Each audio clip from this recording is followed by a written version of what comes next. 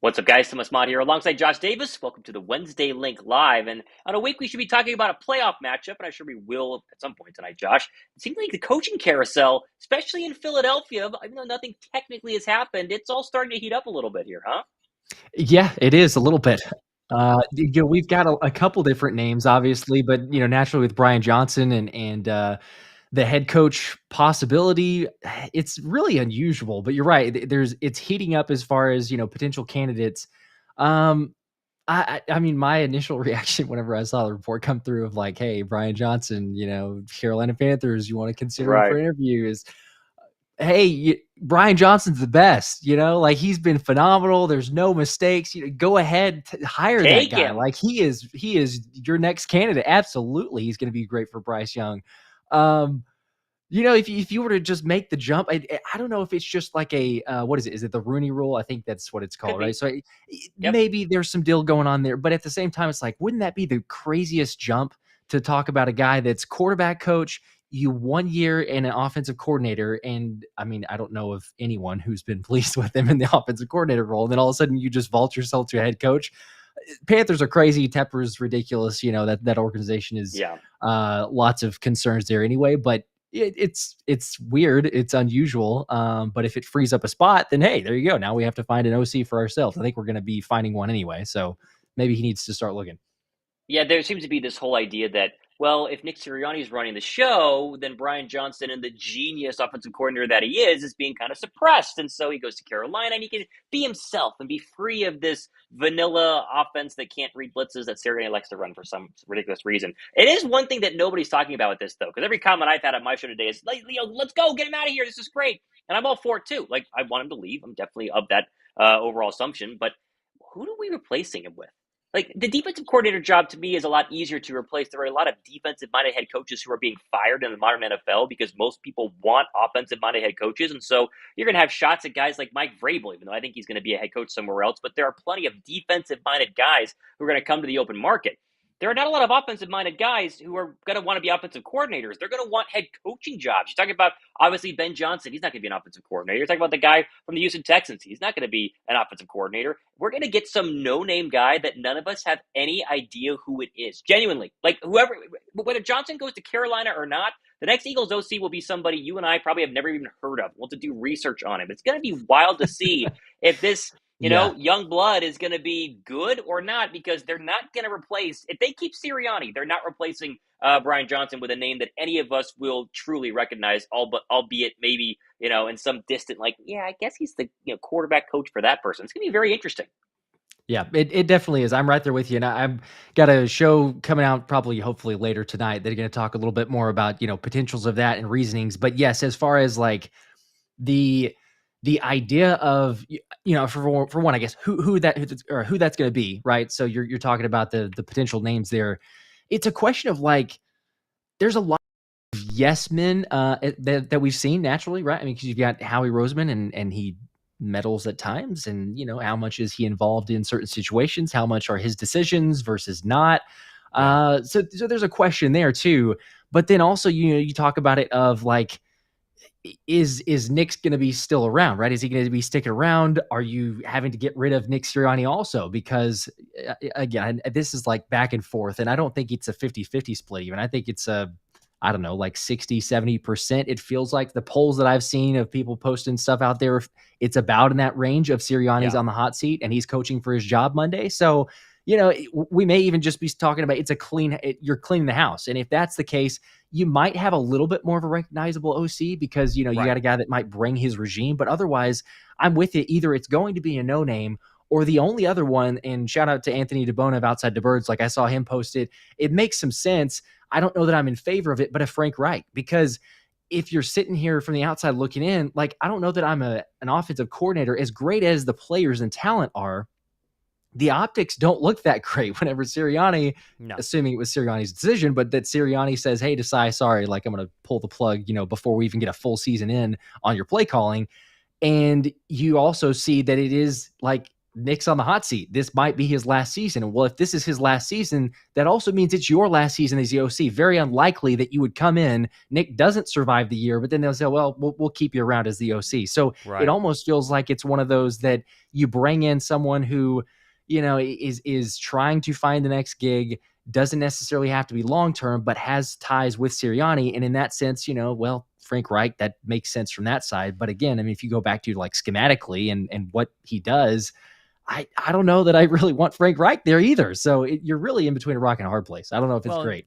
Names like Eric Bieniemy's in the thumbnail of this video. You'd love a guy like Eric Bieniemy, but he's going to get head coaching offers. He's at least going to get head coaching interviews. Now, whether or not he gets hired, we've seen the past couple of years, remains up to be seen. If I was Washington, if they can't get Harbaugh, then make it, obviously, a run at Bieniemy makes a lot of sense. But other than Reich, I mean, like you mentioned it, there aren't any other big-name people out there. I mean, we talk about Wink Martindale for the defensive coordinator spot. That would be a big-name hire for the DC. There are other defensive coordinator names who we would be like, oh, yeah, I know who that is. Bring him in. It's a change from this Vic Fangio soft coverage sort of defense, and we're all pretty much tired of that. But offense is going to be very interesting. I do want to ask the question straight up, because you see the comments, a lot of people joining us right now with Sirianni. And there's obviously this whole idea of Tim McManus going on, I think it was the Philly Special podcast. I think it's the Ringer podcast today. Yep. And saying that he didn't say that Nick is on the hot seat, but he said basically he wouldn't be surprised. That's how I read it, right? It wasn't like, hey, Nick is on the hot seat. Jeffrey Lurie said it. It's like there are rumblings, and there are rumblings that if things go really badly on Monday night, then Nick will be gone. Is that your assumption? Is that how you read that? If the Eagles lose by 14 on Monday night to Tampa Bay, is Nick Sirianni still the head coach on Tuesday morning? Man. Probably not, depending on how the game go, right? If there's like some really weird fluky things and, like maybe you survive that, but I think you got to play competitive. I think it has to be a one possession. If you lose maybe on a field goal last second, something, you might survive on that sense. But I mean, without question, I can answer it. If it's similar to what we saw against the Giants, then you're done. There's no shot. There's absolutely no shot that he hangs around. And I mean, it's on both sides, because you're right. Like Tim McManus said that, but then Adam Schefter goes on to, I think he was on the Fanatic, and he's saying, like, this is ridiculous. Yeah. He said no. You basically, everyone was expecting, he was set up for failure. Everyone wanted the same level of play that we had last season, and understandably so, but he's going like, no, there's no way this is going to happen. This would be idiotic. I couldn't see it. But it's not just like on one hand, if you were to just sit there and go like, oh, hey, not knowing about the season, you just look from the outside looking in, and you say, oh, okay, well, the Eagles, they ended up, getting to 11 wins, right? So they had a solid season, but like that doesn't tell the story. You have to be in it like we are. Like everyone, shout out to all the people in the comment section. We're living it every single day. The optics are a different story when you are living it every single day. And I think that that's the main difference with this is the context of the situation. And does he have the locker room? Is there the trust? And that's why I would say, yeah, he probably is, or he is on the hot seat, depending on how that game on Monday night goes. So we'll see. But yes, shout out to everyone in the comments. Got a lot of those here. Appreciate you guys. Philly 500 pounds says, what's up, guys? If you haven't already, make sure to hit the like button. That helps us out, obviously, for the algorithm. Curious, though, your thoughts, too. I mean, I know we kind of feel similarly as far as the Sirianni situation, right? But like defensively, there's talk of, I think we both mentioned it. You did on your show, too, but Desai likely gone next season. I mean, that's kind of understandable. But if we're talking about defensively here, it's too late. I've seen comments of like, hey, would you like to see Desai call the plays against Tampa? It's too late. It's too late, right? I mean, that's crazy. Yeah. No, and actually, I think that there was a really interesting, and I lost it. I tried to save it on Twitter. I was going to talk about it on my show yesterday, and I somehow lost the tweet. There was a very interesting tweet from somebody talking about how the real influx and real, terrible point of the Eagles season was the swap from Desai going over to Matt Patricia. And I'll be honest, all of us, I mean, both of us on this show were anti-Sean Desai and said, hey, Matt Patricia's can be fresh. He can do something different, give us some sort of change. And that was after Desai had wins against Mahomes and against Josh Allen and against, Tua Tagovailoa and the Mike McDaniel offense. Like, Desai's record, technically on paper, wasn't that bad this year. And then when they go to Patricia, I mean, it is like, you just don't think it can get worse. And then it got incredibly worse. And so this whole idea that that's where the season started to shift, is kind of an interesting idea that Desai being relieved of his duties is where things start to really implode. Either way, it's too late. There is no chance that they're going to go back to Desai. They have to ride Matt Patricia, and that will include dropping Josh Sweat into coverage, dropping Reddick into coverage, and also these blitzes where they will walk a safety from a deep safety spot. They'll do two-eye safety. They'll have Kevin Byard start walking up to about where the linebackers are.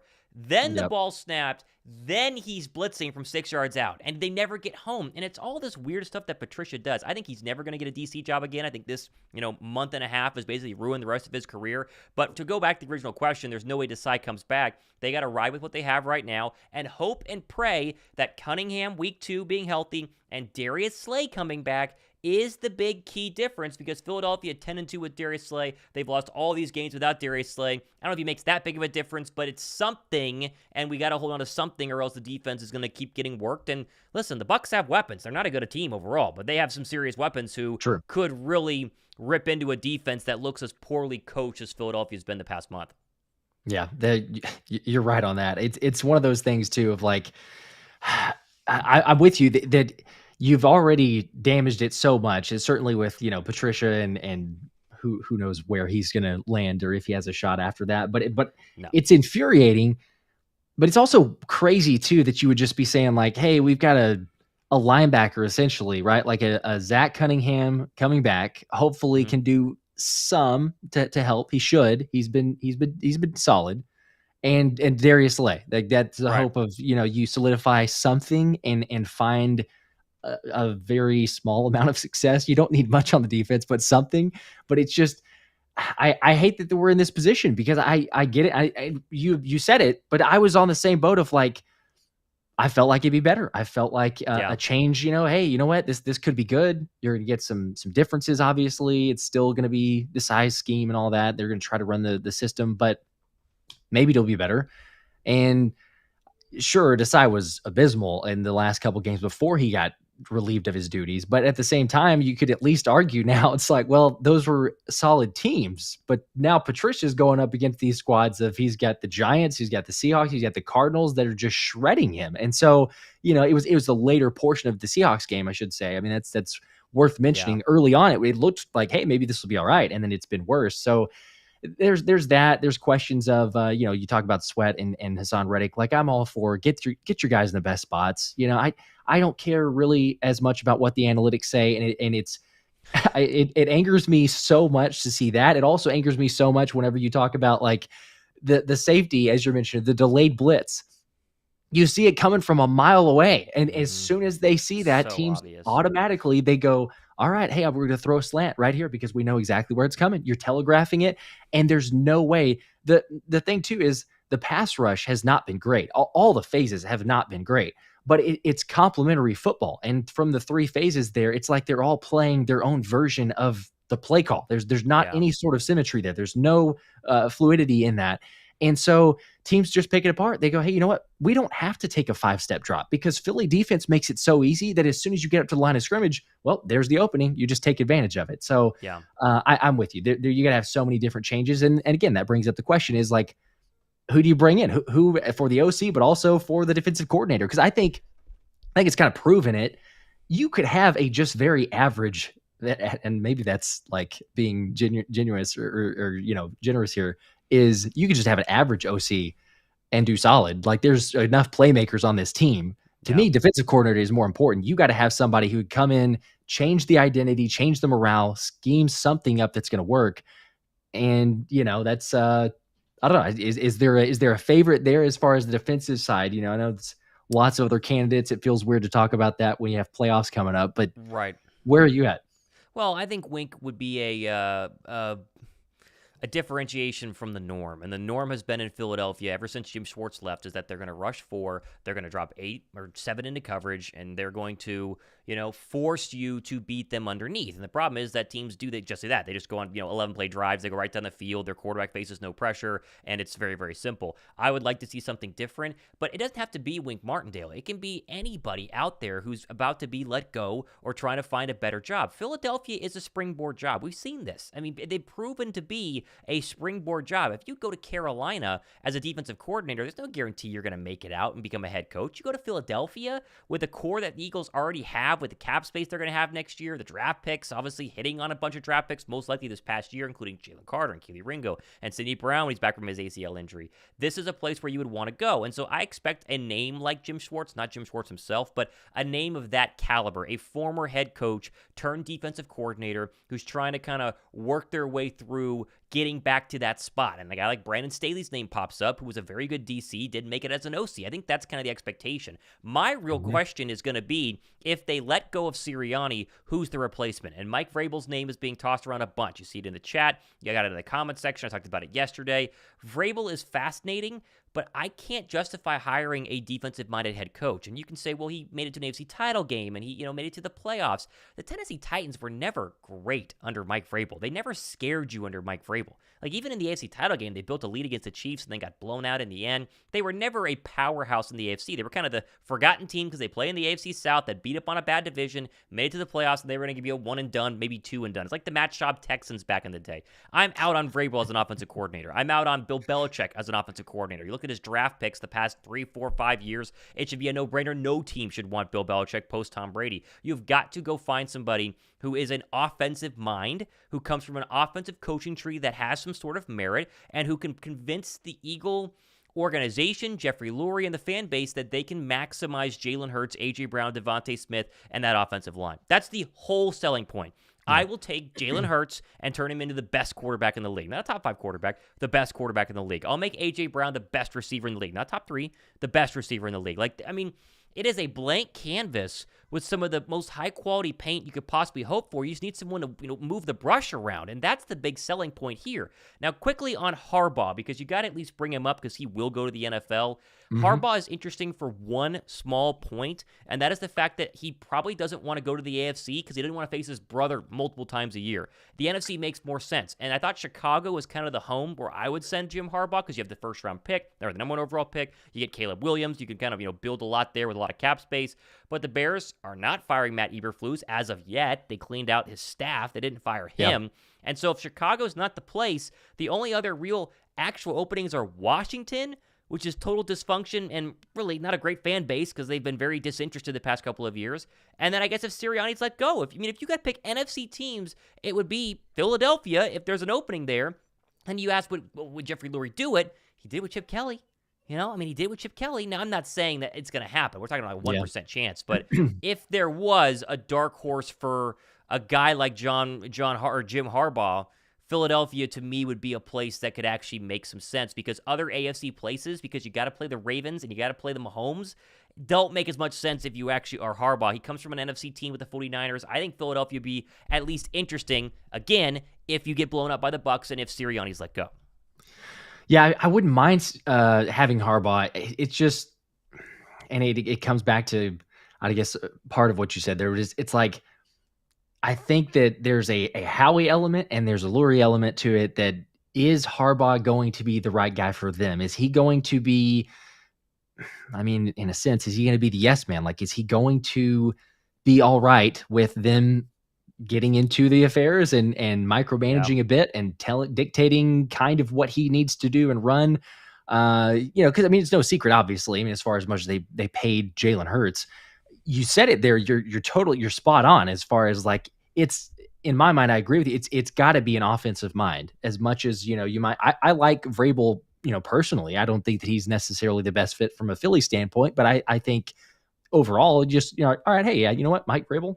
Yeah, I don't think he's terrible. I think he's a valid option. But as far as Philly, again, it's like, no, Jeffrey Lurie wrote the checkbook for a Jalen Hurts, and they're going to make sure and give this thing everything that they have to see if it's going to work. So you bring someone in that is going to say it. Offense is priority. Like, this is going to be built around Jalen Hurts in the offense, and that's fine. But yeah, it just kind of limits on who you're going to bring in that sense. And then you go to the again, you take it back to like, who's going to be okay with kind of going with the different schemes. We know that Jeffrey Lurie loves his analytics. We know that Howie Roseman loves his analytics. And, sometimes it's good, sometimes it's bad. But I think that they kind of learned their lesson with Chip Kelly. And I don't know that they would go back in that route. again, there's maybe a 1% chance, and there's a possibility. Nothing's ever impossible. But if I was going with it, I feel like it's going to be a candidate that is willing to, I mean, honestly, kind of go with different schemes or packages or analytics and play calling and keeping things the way that they want to run it, which again, probably rules out a couple different people from that standpoint. So Yeah. I don't know. The thing about Vrabel, you got to remember, and I know a lot of people in the comments right now say no, but a lot of people on my show yesterday said yes. Vrabel is all but guaranteed to hire Arthur Smith back as his offensive coordinator. He was the OC back in Tennessee when Vrabel obviously was the head coach. Smith goes to Atlanta, 3 straight 7-win seasons, 3 straight 8 overall draft picks. Used Bijan Robinson 37% of running back snaps this past year on a running back group that wasn't that great. I mean, Tyler Algier was their number 2. That's what you're going to get. And if you want Arthur Smith, then more power to you. I think the Philly front office is a little bit harder to work for and work with than people realize. I think Howie's tough. And Chip Kelly, I mean, that was kind of the whole Chip Kelly MO. He's like, I want full control, and I don't want to talk to Howie Roseman. And he got that. And I think Jeffrey finally decided to take a break from that whole Howie is king regime just to see what would happen.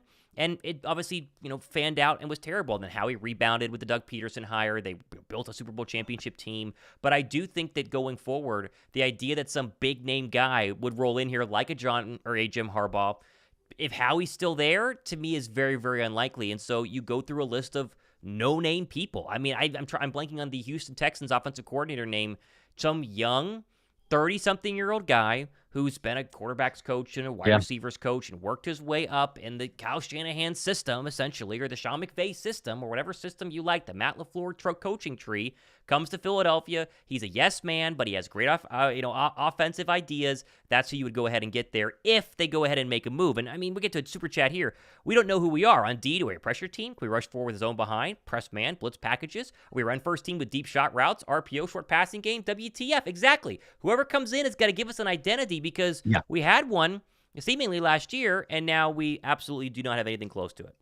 Yeah, I'm with you. We absolutely need identity on both sides of the ball, which is really frustrating. As Alex Sherrill also said, you could have the 85 Bears, Buddy Ryden, and its players. They still won't blitz. They would drop Singletary into coverage. LOL. They probably would at this point. Of what we've seen, Ernest here says Denard Wilson may be available from Baltimore for DC. If he doesn't hate you. That's what I would say. I don't mind the option of it, but reports are of Sirianni fired him. Some people say that. Some people say it was a mutual, like, hey, I'm out of here. But like, I don't know. It feels like if it was a, hey, not going to get the position there, he goes to Baltimore. I don't know. There just feels like there's a little friction in that sense. It would, to me, almost have to take that Sirianni leaves, and then it's a fresh start. Maybe you do come back. But I mean, I'm with you. It's Howie. I don't know that he wants to have a big name, and understandably so, because that's the experience of, kind of the Chip Kelly, and he's not one to go back in that area, and that's fine. But it does bring up to the point of what you're talking about is you're going to get someone who comes in that doesn't really have their own, their brand established as far as a head coach. And so, someone else who does have success like a Jim Harbaugh, it just feels really unlikely. So I don't know. It's kind of, it's the blessing, the curse, really. Cause at times we can praise Howie unending and be like, oh my gosh, these trades and the players acquisition, all this, that's great. That is fantastic. But then you go to the other side of it. It's like, we don't know for sure what's going on behind the scenes, but there have been reports obviously of quite a bit of, like skeptical micromanaging, or maybe a little bit too much insertion into head coaching roles. So there's a lot of that you would question and say, well, if I'm a head coach,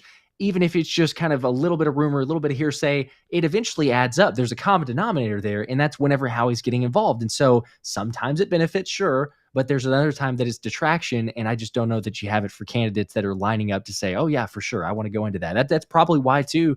Brandon Staley was didn't he decline the interview or turned it down because of Howie Roseman? The report was anyway because of Howie Roseman. So not everyone wants to come here because of that. And again, it's usually the power struggle that we have. So you might get, or would likely get, someone who's just not as seasoned, not as much of a reputation. let's quickly just update. I see people in the comment section asking about the injury situation with Devontae Smith and A.J. Brown. Because Philly plays on Monday, their normal Wednesday walkthrough, and they also players talking to the media and also getting injury, your first injury report, it doesn't happen today. It happens tomorrow. So we've got zero update. Like, there was one little clip in Sirianni's Monday press conference where he said, "We'll see," was basically the answer that he gave for both Jurgens with the eye and Smitty, and obviously getting into A.J. Brown. The fact that we haven't heard anything negative, like a leak from Jeff McClain or a leak from Tim McManus, is a good sign. And I think AJ is probably going to play on Sunday or on Monday, but we're not going to know till tomorrow. There has been absolutely no updates at all.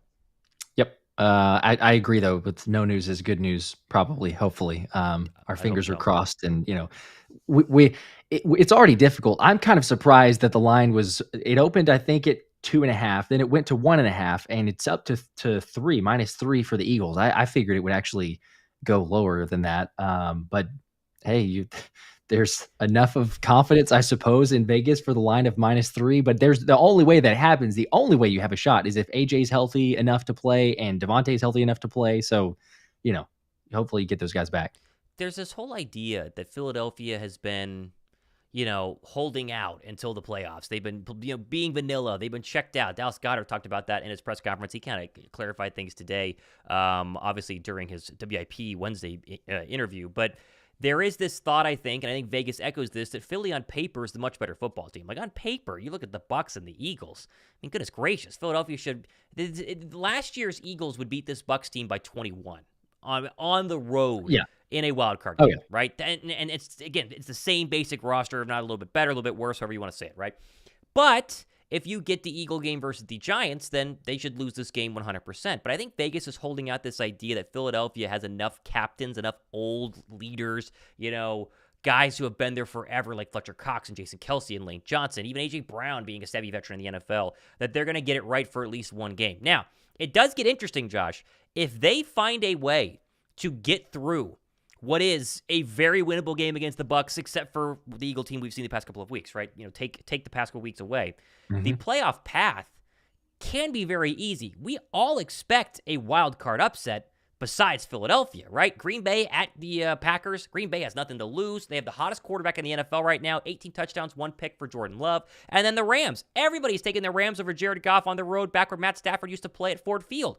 Either one of those two things happen, and Philadelphia avoids the gauntlet that is the 49ers until the NFC title game, and they go to Dallas or they go to the Detroit Lions. And so, if you can get past the Bucs, there is a very real chance that you could go back to an NFC Championship game. And I think Philadelphia, albeit as bad as they have looked, Vegas believes that there's something in there that could rise to the top. Whether you believe it or I believe it is irrelevant. But if they show up and look like the Eagles from 6 or 7 weeks ago, it can get very interesting here. I know we don't want to be positive. Everyone's all doom and gloom, but I'm very curious your thoughts on that. Yeah, I've talked about it a little bit, but I agree. And shout out to Joseph. He said, I'm going to the game on Monday. Got my tickets as soon as they came out. So there you go. Hopefully you're the good luck that we need. We certainly could use something to get the group to play better. But I mean, I'm with you. I don't like the fact, or I should say, I do like the fact that there's a very likely chance. I agree with you on the upsets. I think that it's for sure going to be one. Yeah. It's nice that that Green Bay's been playing well. It's nice that Jordan Love has. I feel like, and maybe this is just the fact that we were at AT&T the last time that we got just destroyed. But like I feel like Dallas is going to win that. It may be really close, but I feel like they'll win. But it would really surprise me actually if Detroit won, even though they're home and all the other reasons that you mentioned. So I think LA would end up winning. But then you got to go to Dallas and. The hope is, though, if you do that, this is going to sound terrible, but I think this is where most people are at. It's like you really want to avoid San Francisco as long as possible. Like I don't want to play San Francisco until NFC Championship game. Like wait until the last second, last chance.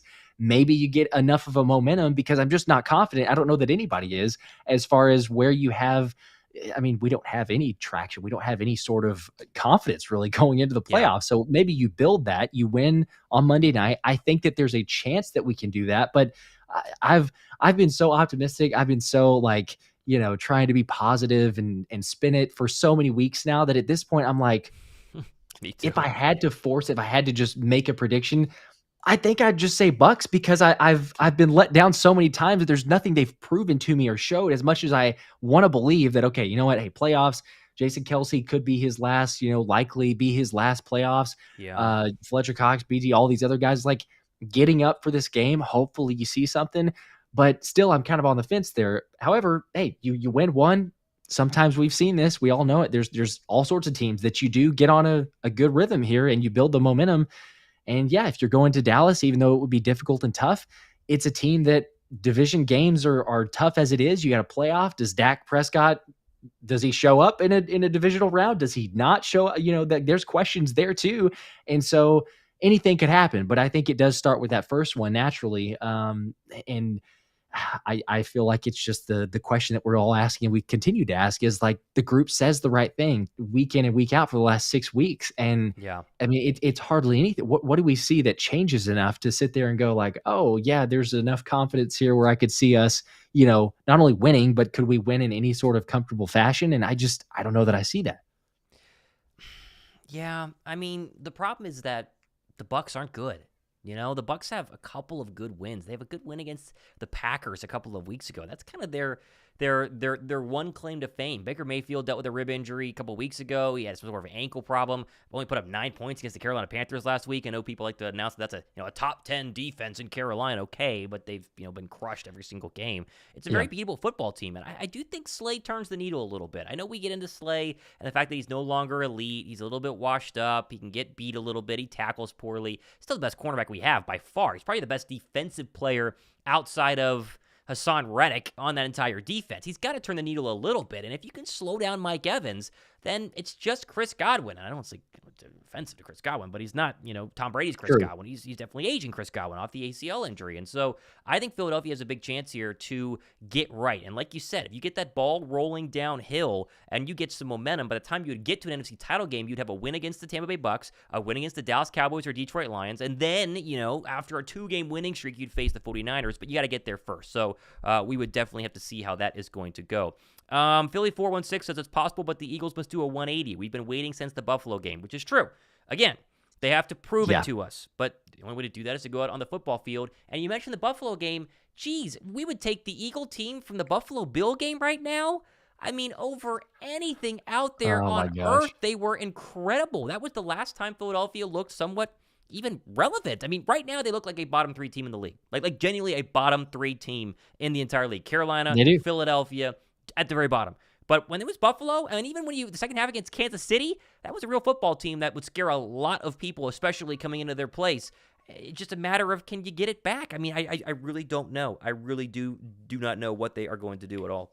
It was right there. I'm with you. We got a comment here. Dougie P says, miss big play Slay. And then John Hendricks saying Slay's going to play. So for those maybe joining, and that might have been, I don't know, sarcasm there. But either way, big play Slay he's going to play. Hopefully he makes a difference. Yeah. But I mean, honestly, like, what was it's sad to say this, but like you go back and what was the difference there? It's Desai was the defensive coordinator. Now I know the offense has had its moments, but like, Desai was not great. He was not phenomenal. But the one thing outside of, the Niners game that was bad from, drive 2 or something like that for the Niners. But outside of the Niners game, like Desai, the one thing that you could at least rely on, even if the first half was not good, was second half adjustments. I don't know what he said. I don't know what they talked about with the players, changed up with the scheme. He was better in the second half. I mean, even in the Dallas game, we got killed, but they only gave up 9 points in the second half. So you still have to give a little bit of credit there. But that sad part is now, like, Sirianni made his bed, like that you're sticking with Matt Patricia, and there's no chance, or it feels that way. Hopefully you make some adjustments, but again, it's just I feel like we're wishful thinking and just hoping for something that's like, we've said that for a number of weeks now. And you know what? It's sad to say, but like Desai would have been the better option. We saw enough from the games that they played that, it wasn't great, but you were 24th or something like that. I think it was 24th in the defensive category versus now, 30th, 31st since that change. So I don't know. I want to be confident. I want to say that there's, something that we should hold on to, but whenever I look at that spread, I'm like, why wouldn't I just take Bucs +3? You know, like that it seems like Great the point. the smart bet there. It seems like the one that you should. A. Haven says, "Hey Thomas and Josh, what are your thoughts on Bradbury? Bradbury won't be an Eagle next year. I think that's very, very likely. And there are a lot of people they'll say there'll be a brand new defense overall. Like you're going to get rid of a bunch of people. They will probably have the same defensive line minus Cox and BG. Obviously, year 2 Carter, year 3 Jordan Davis. Maybe year 2 Moro Jomo. Hopefully, they'll obviously draft somebody at some point. They'll probably roll with the same linebackers. Like you got to think about the fact that it's probably going to be Nakobe Dean and Zach Cunningham next year. Where they will get different and where you'll see a change is at the cornerback spot, with obviously probably starting Ringo over James Bradbury, and they will get a safety. Like if Howie's going to go out and get anybody in free agency, it's either Jalen Johnson, the cornerback for the Bears, who I love and everybody else loves. The guy was incredible. Yep. Or they're going to get a safety. It's a very strong safety market. It's probably the strongest overall free agent position of the entire 2024 offseason. That's where you're going to see a change, and you're going to find out if that's enough to make a big difference. Offensively, they're going to be basically the same. I mean, it's going to be the exact same football team. There's going to be very, very little change, minus, Julio Jones no longer being an Eagle. He'll retire or something like that. It's going to be a very similar team. It's just a matter of can they put a scheme in place that matches the actual needs of this football team in terms of running the football, moving pockets, setting up play action, running RPOs, doing slants across the middle, and all the things that they don't do right now. And, that remains to be seen. And people say draft Trotter, right? Do you think Howie Roseman's going to draft Jeremiah Trotter? Like, deep down, would you bet your house on it? No, because they haven't done that, chance. Right? It's not what they do. I think it's best for the linebacker spot. They spend a little bit of money in free agency, but we've looked at the free agent linebacker position on this show. It's not good. Like, I mean, it's really, really not that good, and I just don't see them spending a high draft pick on a Trotter when they need a Lane Johnson replacement coming down the line. They probably are going to take a defensive tackle because obviously you're losing Fletcher Cox. They might get a defensive end, and they need a safety. Like those are the main priorities that are way ahead of linebacker, at least in Howie Roseman's mind. Yeah, I'm with you. I would love to see it. And we've talked about this before, but it's like it's the devalue in linebackers, and it's affect you, obviously. I mean, there's a huge difference, especially whenever we're sitting here going like, hey, sweet, we're gonna get Zach Cunningham back. Like that tells you all that you need to know. Again, he's been good, but it's just it's not one of those that you should have to rely on. It should be, oh, hey, we've got our guys, we've solidified it, and he did the exact opposite. So I think that's a big deal there. I mean, I'm with you on it. I think that you're probably gonna. Because I had this question too. It's like, what do you think they're going to do with Swift? Are you going to extend him? Because I don't think so. I would love to see it, but Howie just doesn't do that with running backs. I would love to see it because of what he's done in this offense. But you're probably going to draft a late round, day 2, day 3, even maybe running back, and just hope that he can pair with Kenny Gainwell. Like that's probably what you're stuck with. But yeah, I mean, overall offense, not drastic changes. We did a comment here, Uptown League, how much is Bradbury on the books for next year? I was trying to look that up for Spot Track. So it's looks like a 12.5 is the cap hit or the dead cap. Off of that. That's yeah, like a lot of money, but it's not enough to warrant keeping him on the roster, in my opinion, at least. I mean, I'd be very surprised if they keep him out there. What about Team Bird saying, what would a blowout mean to Tampa? A blowout means Sirianni stays. Like a blowout changes everything because a blowout means you're one win away from an MC title game. And if you go on the road and you beat Dallas, all bets are off. I mean, it's going to be the biggest turnaround that we've seen in recent NFL history. I mean, genuinely, from where they were the past 5.5, 6 weeks to beating the Tampa Bay Bucs, let's say by 14, right? Let's say it's 31-17 or something like that, and then beat a Dallas Cowboys team on the road in a third-time rematch. It'd be very different. And listen, if they do that, then it's fine, right? I'm all for Sirianni staying. If they beat the Bucs, he is staying. They could beat the Bucs and probably get blown up by Dallas. He'd probably still stay, right? As long as he doesn't lose this first round playoff game, he's probably not going to go. So, a blowout does a lot of things, but a blowout also makes a lot of things stay the same. Yeah. I think Nathaniel Bowden said earlier. He said, "If all it takes is one win, I'm not sure I want to see that." So I still want to see him win. I mean, you still want to see him win. But as far as Sirianni staying, it's like if it's predicating or falling on one game, and I get that thought. Like he said, yeah, if one win saves Nick's jobs, I'm not sure I want to see it. Like right. It's hard to say, but I mean I agree. Like if you win in a blowout fashion, that changes the morale. I think that it's more so. Again, it's not just like I mean, it's results driven. We all know that. Like it's a results driven league. That's the job. That's what you have to do. But it's like combined with what we've seen or the lack of what we've seen in the locker room, right? I mean, you have to show something that not only, hey, we can figure something out, even though we've been saying it for, 6 weeks. We've really said it for the entire season. But if you want to, really get granular on how we've been the last 6 weeks with the 5 of 6 losses, sure, you said it for 6 weeks. We can't do anything. So that's understandable. But then you want to say, well, okay, what about like looking at it from the standpoint of you're Sirianni and this locker room issue that's a non-issue, but it is an issue. And, AJ Brown's taking up. There's so many things with that. But I think from everyone else outside looking in, well, yeah, there's questions. The body language, are you kidding me? Like, we can all see it. So even if some players want to deny it, you have to show up and win, not only for just performance-wise, but also to prove, are the guys truly behind you? Because it looked like they quit in the Giants game. It looked like they just rolled out there and said, I don't want to be here. Like, I really don't want to play. You're making us get out here to play, but I don't want to. I have no interest. So you have to prove that. It definitely, I mean, it seems like a team that knew Dallas was going to win. They had no chance of losing to the Washington Commanders, and I bet a lot of them were like, hey, I don't want to play, but we need to get our mojo back. And Sirianni talked about how they wanted to try to get on a rhythm. It didn't work out. So I understand that. I don't think you're going to get the same team that got blown against the Giants on Monday night. I think you're going to see a much more motivated football team, very similar to what happened in the Seattle game. They definitely played hard in the Seattle game. Whether or not they played hard enough to win is a different story. But I think they're going to be just fine on that. But it'll be very interesting to see how that goes, at least from the first quarter perspective, if they will come out looking good, or if we're going to see some 3-and-outs and some poor defensive play, and then we kind of go with the, here we go again, and then, that's all that we can possibly say. How about the fact, too, that we're going to get another rainy weather? I just saw that like an hour ago. Can you believe it's a 96% chance of rain in Tampa? Like, how many times do we just – I don't know what we're at numbers-wise, but it feels like every single outdoor game. Probably. It's been a lot. Every single outdoor game. It's been a lot. No, I totally agree. Let's see. Time for Boston Scott to go. I think he will. Yeah, I mean, they're going to draft a running back. That's basically a guarantee. Eagles need to make a big play at signing like Patrick Queen in the offseason. Is Queen a free agent? I don't know if he's a free agent. If he is, then I agree, but I don't think Howie would do it. Yeah, I don't know that he would either. Would love to play Green Bay if they lose to Dallas. What? No, we won't. If Green Bay loses to Dallas, we don't play Green Bay. That's not how that works. So I'm not sure the thought process on that. Now, I will say I would love to play Green Bay, because the only way we play Green Bay means we're hosting them in the NFC Championship game. So that, yes, absolutely, I'm down for that. But yeah, we got to have a couple other upsets that happen. Matthew Clark says trade up for Kool-Aid McKinstry, move Ringo to safety.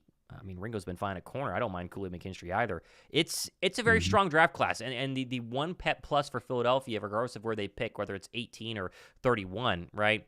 It's a very heavy quarterback draft class. There'll be 5 quarterbacks in the first round. That's 5 non-quarterback position groups that you don't have to worry about in terms of players being off of your board. And so Philadelphia is going to basically get to move up 5 spots from wherever they're at and get the 5th earliest and 5th better player than what it would be if it was a much weaker quarterback draft like we've seen the past couple of seasons. So, yeah, it's going to be very interesting to see what they do in the draft. We're not at draft time yet, right? I mean, they can win this game on Monday, and as much as we doubt it, as much as we don't think it's going to happen based on what we've seen, like, you got to prove it to us, they should win this game. Like, this is the easiest playoff matchup of any of the higher seeds in the entire playoffs, the AFC, NFC side. There's no other matchup where the higher seed, or sorry, not the higher seed because the Bucs are the 4th seed, but there's no other matchup where it's so clear that one team should be better on paper. I mean, the AFC is a very even matchup besides the Steelers and the Bills. That's one that also should be kind of a little bit, unfair. Philly and the Bucs should be unfair. Philly should win this game. And as long as they don't look like garbage like they had the past couple of weeks, I think that they definitely will.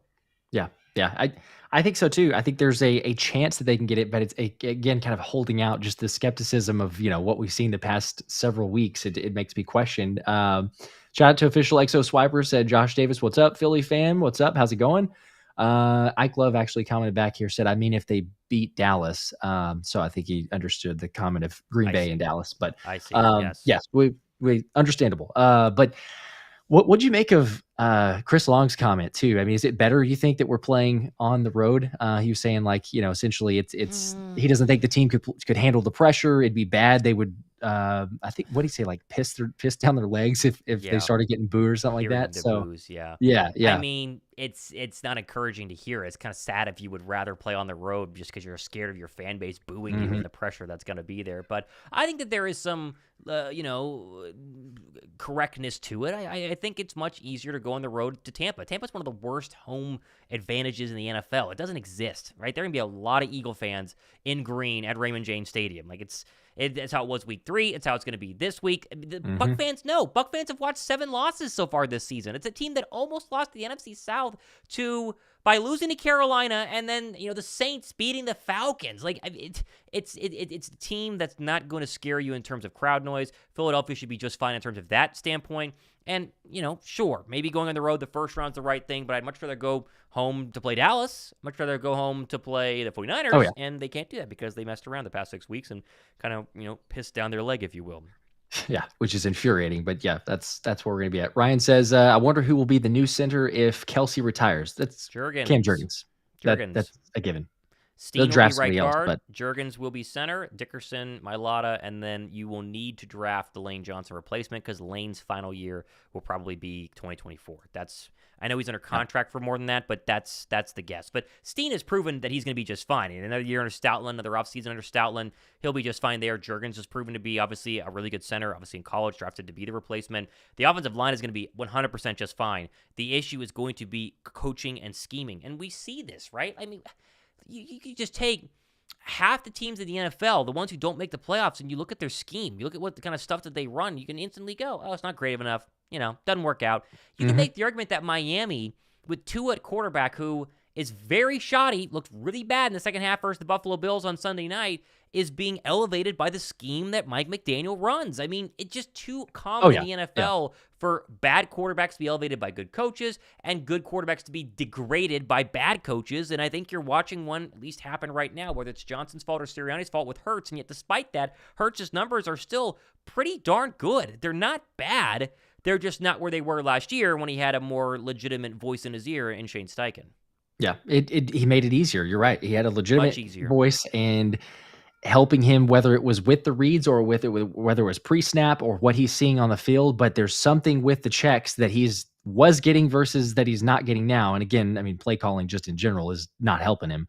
But it's both sides. You look at the film, you look at the different scenarios of a blitz coming, or there's a lot of times, sure, where the hot route isn't there, but I can't remember which all 22 I was watching, but there was basically a breakdown of the blitzes against the Giants. And man, there's a lot of times, sure, where there's not a hot route. And Jalen, that, I don't know what he's supposed to do there. But at the same time, there's several routes where, or examples where he's got a blitz coming and he does have an option to throw a hot route and it's open and he just doesn't do it. So it's both sides. And again, if you're lacking the trust because it's been this way all year and it's a combo of, hey, sometimes the play calling is there for me and sometimes it's not, maybe that's going to have a natural regression too.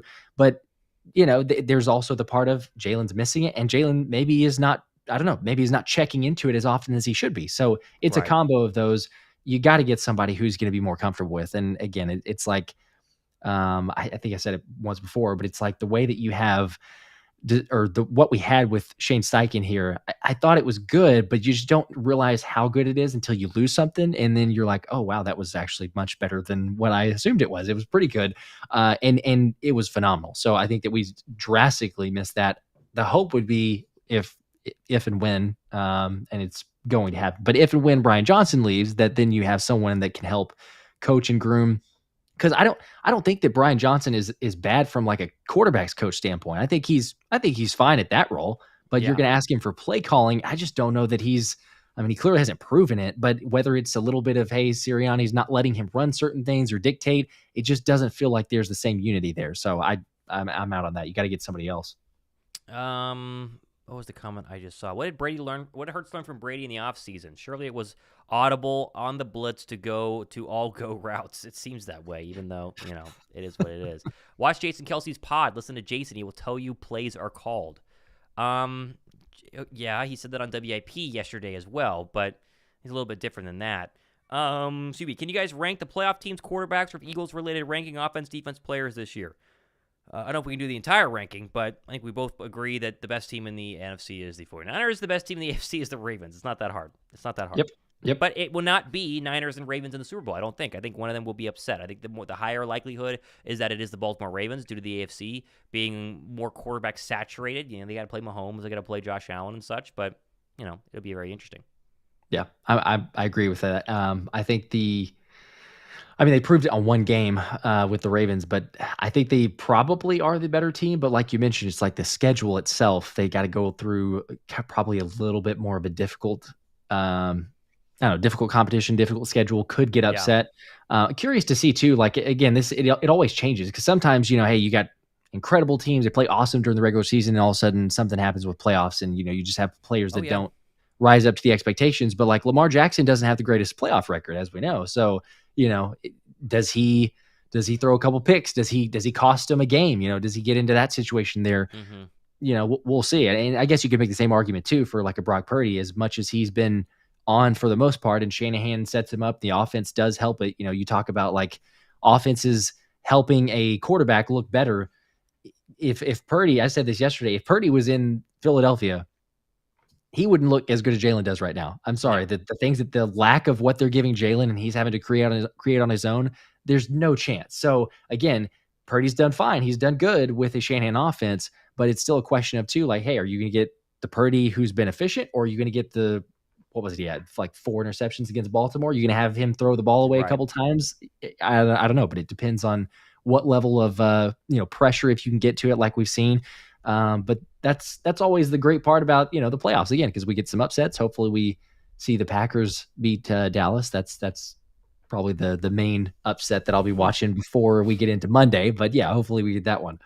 Let's wrap things up with the score prediction. Give me your honest to bet what Philadelphia is going to do on Monday night. Actually, let's just go ahead and pick the NFC games. Tell me your winners from each game, and then give me a score prediction for Philly and the Bucs. What do you got? Okay. Let's see here. I'm gonna say, all right, start with NFC. Yeah. Okay. I'll say I would love for it to happen. I'm gonna say Dallas wins. I'm gonna say Dallas beats the Packers. I'm gonna say the Rams beat the Lions, and I've lost the last 6 weeks against the spread, so I maybe I'll just keep up that trend. I really want us to win, but again, like I said, they haven't proven to me. I don't have any confidence. I think the Bucs win like 20. I think the Bucs win like 23-20, something like that. Okay. Yeah. Jeez, that would stink. It would. It really would. But but maybe I jinx it in the right way. So who knows? I keep losing. I'm going to flip here just to be different. I do think Green Bay has a real chance. I think that there's a lot of pressure on the Dallas Cowboys because they did, become the 2 seed. Like this is their best shot. This has been their best shot under the Dak Prescott era. This has been the best shot under Mike McCarthy. I think they have some vulnerabilities. I think Detroit showed that a couple of weeks ago. Detroit should have won that football game. I think that the Packers have nothing to lose. I think they're going to be as loose as you possibly can. And if Jordan Love throws 5 picks and they lose by 30, no one cares. The Packers are going to be, still rolling next year because of how young that team is overall. I'll take the Packers, I think Detroit is better on paper. Not having Sam Laporta is a massive loss for them. I think the Stafford emotion of going back to Detroit is going to be interesting. I think Goff wants revenge on McVay. I think that the Detroit Lions win that game. I will take Philadelphia. I've taken them every week the past 6 weeks, and they've proved me wrong every week but one, and that was Christmas Day. I don't know how they lose to the Tampa Bay Buccaneers. I really don't know how they lose to the Bucs. And if they do, then you're looking at a completely different coaching staff. Like it'll be quick. It'll be Tuesday morning. We'll be live. The first, obviously, channel to cover it, as we always are. Yep. That Nick Sirianni has been fired and the entire staff is gone. That will be the Tuesday headline. I think that they win that one. And then going over to the AFC, I think it's really cut and dry. I think that the Browns are going to beat the Texans. I think the only upset you could really have, because I don't think the Browns versus the Texans is really an upset. I think the Texans are really young. I think that Miami could shock the Chiefs. And everyone's saying, well, Miami's limping in there and they're hurt and it's going to be -15 with the wind chill. If you watch the Chiefs play this year, they've been terrible. They've been really bad. And if there's one person who wants revenge over any team, it's Tyreek Hill over Kansas City. And so to be fun, I'll take Miami over the Chiefs. Obviously, Browns over the Texans. And then there's no way the Steelers beat the Bills without TJ Watt. So that would be my overall prediction. So 2 upsets in the AFC seeding wise and 2 upsets Agreed. in the NFC seeding wise, right? Yeah. I could see. I could see that. I feel like it's a similar scenario. The only one that I'm maybe different on, and I don't know, I kind of have gone back and forth because I agree. Like Kansas City's, they've had so many issues. They just don't look near what we've seen. Yeah. But to me, it's just the weather, and maybe he's due to like break out from it with Tua, but like he's what 0-4 in weather whenever it's like what below 45, and it's going to be 0, I think, at Right. kickoff. It's So cold. It's gonna be cold. that's what I think I would go with. Is I feel like the Chiefs are still going to pull it out as crazy as they or as inconsistent as they've looked. It's been very similar, not to the exact same extreme maybe, but very similar to us, which is ironic. We were both in the Super Bowl, but I think I would probably go Chiefs actually there. There you go. I see a comment here saying Chiefs are the Eagles of the AFC from Kristen. There you go. I don't know if I necessarily don't believe that. Yeah, that does seem to be the We've case. seen some overall. similarities there. That's Okay. true. Let's quickly just update people that Josh, if people do not know, is his wife is expecting. Sandy's expecting their second child any minute, day, hour, week, whatever it is. It's time. So if you don't see Josh around, I'm sure you get a show coming out tonight, but maybe on Monday night, if Josh is not on the broadcast, we don't do a broadcast, you will know why. So just FYI for Josh, thoughts and prayers obviously to you and your wife for that. Very exciting, but for people who are wondering, for the next week probably, it's going to happen next week. So just be ready for that. Very likely. Yes. I appreciate it. We're counting down, like you said, counting down the, who knows, minutes, hours, days. We're basically here, and the checkup was essentially any day now. So we're as ready as you can be, but it's just one of those things you never know quite sure. So we will see. But yes, very exciting. Gonna have 2 girls, girl dad times 2. So a lot of fun and not sure of what all to expect, but yeah, the schedule will be a little bit different. So appreciate the heads up and just letting people know. But I'll be on as much as I can, but naturally taking a little bit of a break. Sure. Right. Well, we're looking forward to seeing how all that goes. Looking forward to see what the Eagles can do on Monday night. I obviously give the show a thumbs up. Be sure to get ready for our shows coming up the next couple of days. We got stuff loaded up until Monday night, and if there's no baby, then Josh and I will be here on Monday night to do the broadcast, which will be very fun for a playoff game as well. So let's wrap it up. For Josh Davis, I'm Thomas Mott signing off. Hope you guys enjoy the rest of your Wednesday evening. We'll see you. Go Birds.